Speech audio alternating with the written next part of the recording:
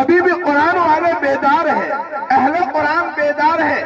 تم قرآن کو لاکھ مٹانا چاہو گے، انشاءاللہ قرآن کریم کو مٹا نہیں سکیں گے۔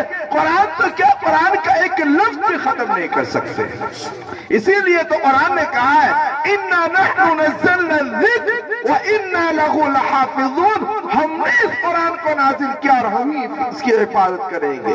اگر کوئی نہیں کرے گا تو آج عبدالسبحان جیسے کو اللہ نے کھڑا کر دیا، علوی مولانا کو کھڑا کر دیا، یہ سلوڑ کے نوجوانوں کو کھڑا کر دیا، اور کتنا شاندار اور جاندار انہوں نے مسابقۃ القرآن کا انعقاد کیا۔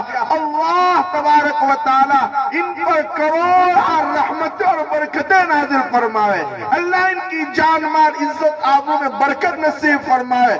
اور میں نے ہی کہا تھا کہ حاجی 10,000 میں 12,000 میں کام نہیں چلے گا، اب تو تم کو عمرے کا اعلان کرنا پڑے گا۔ تو انہوں نے مجھے کہا کہ مولانا فکر مت کرو، آج ہم نے جو ہے مشورہ کر لیا ہے کہ آئندہ سال ہم مسابقہ رکھیں گے، آل انڈیا کا مسابقہ رکھیں گے۔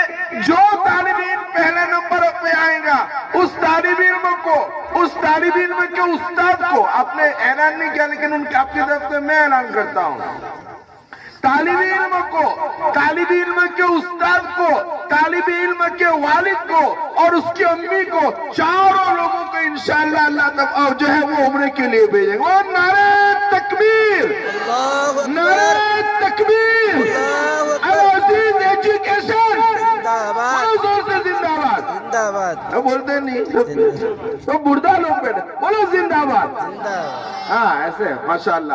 بہرحال اب بھئی یہ کوئی تقریر